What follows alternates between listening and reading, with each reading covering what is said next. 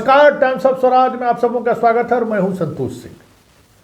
और आज हम टाइम्स ऑफ स्वराज में चर्चा कर रहे हैं क्या है नीतीश का मिशन 2024, या यूं कहें कि मिशन 2024 को साधने के लिए नीतीश ने ऐसी क्या फिरकी फेंकी है जिससे बीजेपी सहित तमाम एनडीए गठबंधन के नेता सत्ते में हैं। जी हाँ, जैसे जैसे खबरें आ रही हैं गांव से, पंचायत से, प्रखंड से, पटना में बैठे राजनीति के तापमान का अध्ययन करने वाले लोग या राजनीति की रोटी सेकने वाले लोग या फिर राजनीति के सहारे मिशन 2024 को साधने वाले एनडीए के लोग या एनडीए के नेता किस तरीके से घबराए हुए हैं, इसका अंदाज़ा शायद नहीं होगा। आज बीजेपी की बैठक हो रही है और बीजेपी हर एक सीट पर क्या तैयारी है, कैसी तैयारी है, किस तरीके से हम लोग बगैर नीतीश चुनाव मैदान में जाएंगे, इस पर मंथन चल रहा है। खैर, अब हम विषय वस्तु पर आते हैं। आप दो तस्वीर देखिए। एक तस्वीर है जनसंवाद कार्यक्रम का और दूसरी तस्वीर है भीम संसद रथ का, जिसको आज सीएम ने रवाना किया है। और ये जो जनसंवाद कार्यक्रम आप देख रहे हैं, वो जनसंवाद कार्यक्रम इसी महीने से शुरुआत हुई है इसकी, और बिहार के सभी 534 प्रखंड में जनसंवाद कार्यक्रम का आयोजन किया जाएगा। और जनसंवाद कार्यक्रम के माध्यम से लोगों तक क्या बात पहुंचानी है, क्या क्या बातें पहुंचानी, उसमें डीएम एसपी को भी रहना है। मतलब किसी भी जिले में जब ये जनसंवाद कार्यक्रम चल रहा है तो समझ जाइए कि ये किस स्तर पर हो रहा है। इसकी वानगी आप देखिए, जो तस्वीरें आप देख रहे हैं, वीडियो देख रहे हैं कि डीएम एसपी की मौजूदगी होगी, तमाम विभाग के अधिकारी उस जनसंवाद कार्यक्रम में मौजूद रहेंगे। जनप्रतिनिधि में पंचायत प्रतिनिधि रहेंगे, आम लोग रहेंगे और डीएम से आम लोग सवाल करेंगे, क्या हमें मिला है, क्या नहीं मिला है, उन पर चर्चा होगी। और कोशिश होगी कि तमाम समस्याओं अगर कुछ भी है तो उसका समाधान निकले, सब कुछ ऑन स्पॉट। और ये चीज़ें अभी से लेके जनवरी तक चलनी है। मतलब आचार संहिता उल्लंघन का कोई मतलब नहीं है। 534 प्रखंड मुख्यालय पर यह कार्यक्रम चलेगा। अब आप सोच लीजिए, और एक प्रखंड में 5 कार्यक्रम होगा। 2 कार्यक्रम में डीएम अध्यक्षता करेंगे, साथ में एसपी होंगे। 2 कार्यक्रम सीओ और बीडीओ करेंगे और एक कार्यक्रम एसडीओ और डीएसपी शामिल होंगे। मतलब एक प्रखंड में 5। आप समझ लीजिए कितना बड़े स्तर पर यह जनसंवाद कार्यक्रम का आयोजन किया गया है। और जरा सुनिए, उस जनसंवाद कार्यक्रम के दौरान डीएम किस तरीके से जनता से संवाद करते हैं, क्योंकि जिम्मेवारी ये है कि इतने दिनों तक जो भी योजनाएं गांव तक पहुंची हैं सरकार के, उन योजनाओं का याद दिलाइए जनता को कि सरकार ने ये आपके लिए आप तक बिजली पहुंचाई है 24 घंटे। शिक्षा की कमी है, हम गुणवत्तापूर्ण शिक्षा पहुंचाने जा रहे हैं। ये तमाम जो चीज़ें हैं जिससे गांव के लोग रोज़ वास्ता रखते हैं, उसके सुलभ और सरल बनाने के लिए नीतीश कुमार ने क्या किया है, ये संदेश डीएम पहुंचा रहे हैं। जरा सुनिए, ये पटना के डीएम है चंद्रशेखर, किस तरीके से उस संवाद को पहुंचा रहा है, जरा आप भी सुनिए। सभी टोले में, सभी घर में वो थी भी नहीं बिजली, लेकिन आज हम लोग देखें तो हर घर में बिजली पहुंची है और उसका वोल्टेज भी अच्छा रहता है, गुणवत्ता भी उसकी अच्छी रहती है। इसी प्रकार से लगभग हम लोग देख रहे हैं शहरी क्षेत्र में तो 24 घंटे रह रही है, लेकिन ग्रामीण क्षेत्र में भी हम लोग देखते हैं कि 18 से 15 से 18 घंटे 20 घंटे तक कहीं कहीं बिजली रह रही है। इसके अलावा सिंचाई के लिए कृषि फीडर अलग से दिया गया है, जिसमें कि निरंतर आपूर्ति बिजली की 8 घंटे 12 घंटे आवश्यकता के अनुसार की जाती है। हम लोग जानते हैं कि पहले जब मोटर चलाते थे 1 घंटे बिजली रही, 1 घंटे पानी चला, खेत में कट गई और उसके बाद फिर 1-2 घंटे बाद बिजली आई, फिर से हम चलाते थे तो फिर से वो पूरा जितना पानी हमारा हुआ सिंचाई हुई है उसको कवर करने के बाद तब नए क्षेत्र में पहुंचता था। तो इस प्रकार की समस्याएं आती थी सिंचाई के क्रम में। इसी उद्देश्य से कृषि फीडर में जितना भी बिजली दिया जाए 8 घंटे या 12 घंटे लगातार दिया जाए ताकि सिंचाई का काम निर्बाध गति से अच्छे ढंग से हो सके, ये उद्देश्य है इसके पीछे। इसका भी कनेक्शन दिया जा रहा है और बिजली का कनेक्शन लेने में भी पहले काफी कठिनाई होती थी और अब आवेदन देने के 15 दिन के अंदर या कैंप लगा करके खोज करके कनेक्शन दिया जा रहा है। इस प्रकार की स्थिति आई है। इसी प्रकार सड़कों की स्थिति में हम लोग देखें कितना सुधार हुआ है, निरंतर सुधार हो रहा है। गांव की सड़कें हों चाहे शहर की सड़कें हों चाहे हाईवे हो, उनको हम लोग देख रहे हैं कि निरंतर उसमें सुधार आया है। पहले पेंशन के लिए या राशन कार्ड के लिए या जाति आय आवासीय प्रमाण पत्र बनाने के लिए भी काफी भागदौड़ करनी पड़ती थी, लेकिन अब लोक सेवा का अधिकार अधिनियम जो आया है उसके तहत आवेदन दे करके पेंशन आसानी से प्राप्त की जा सकती है, राशन कार्ड भी आसानी से प्राप्त किया जा सकता है, जाति आय आवासीय प्रमाण पत्र भी आसानी से बनाया जा सकता है और इनसे संबंधित जो शिकायतें हैं उसमें काफी कमी आई है, ये हम लोग देख रहे हैं। शुरुआती दौर में पेंशन, राशन कार्ड, जाति आय आवासीय इससे संबंधित बहुत ज्यादा शिकायतें आती थी, लेकिन ये शिकायतें अब घटी हैं। अब जो हम लोगों के पास शिकायतें आ रही हैं परिमार्जन की, दाखिल खारिज की, आवास योजना में कुछ गड़बड़ी की, उसके लिए भी हम लोग प्रयास कर रहे हैं और उसमें भी सुधार हम लोग ले आएंगे। बाकी जो कमियां कहीं कहीं है, पहले पंचायत सचिव राजस्व कर्मचारी की भारी कमी थी, अब बहाली बड़े पैमाने पर हुई है उन लोगों की।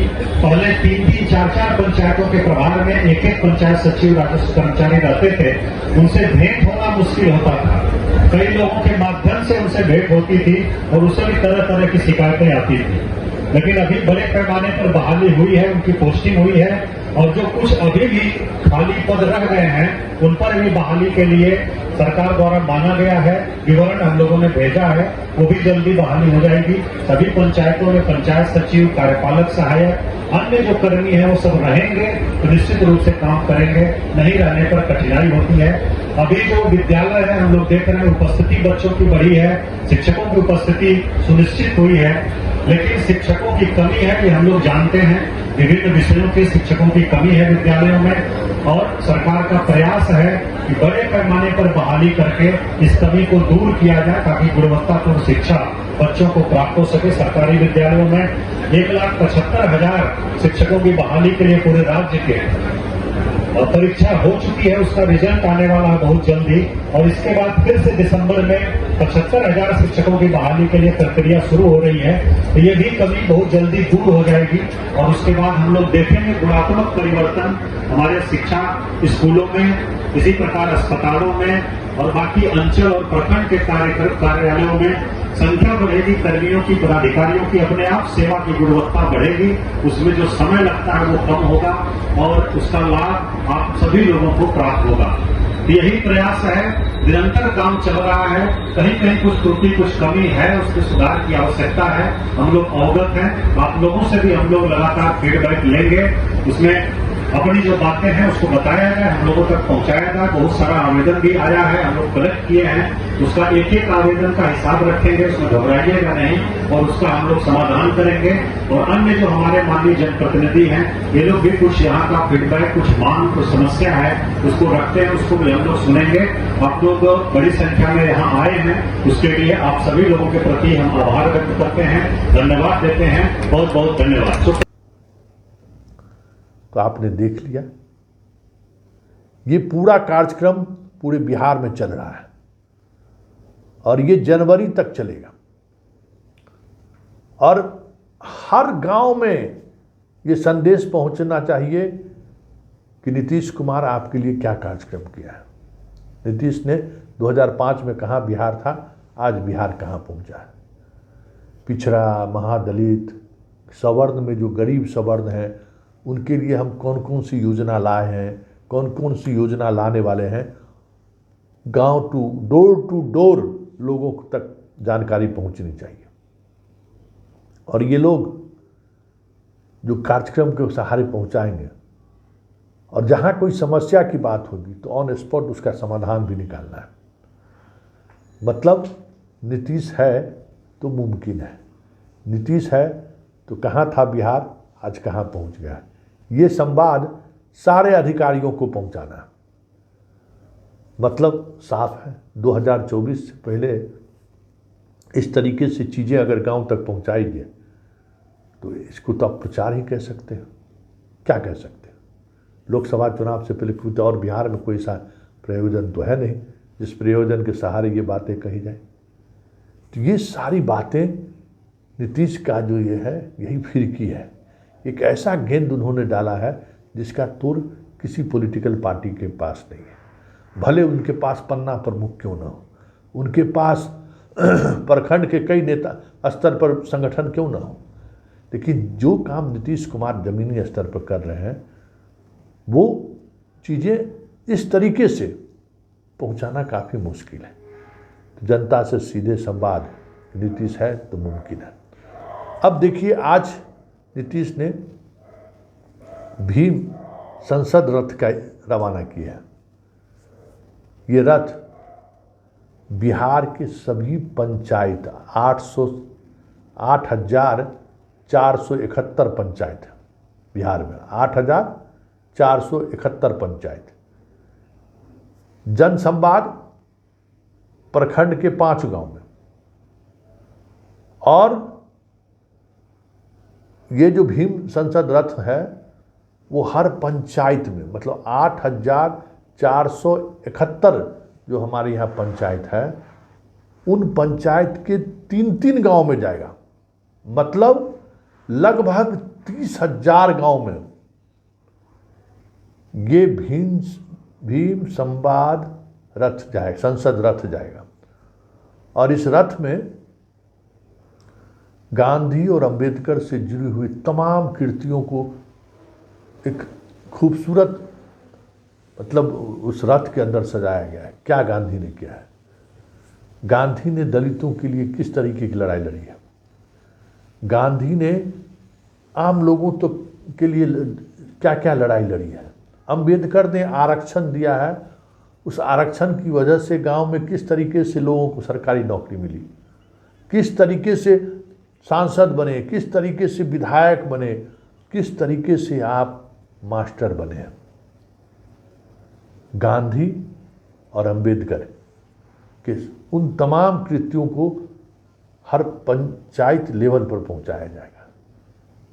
और सवाल यही होगा कि आज गांधी और अंबेडकर खतरे में है। पर्दे के पीछे का सवाल यही होगा कि गांधी और अंबेडकर के विचार खतरे में है। तो ये है नीतीश कुमार का मिशन 2024 का फिरकी। मतलब सरकार के मिशनरी, क्योंकि उनके पास संगठन नहीं है, उनके पास उस तरीके के नेता भी नहीं है, लेकिन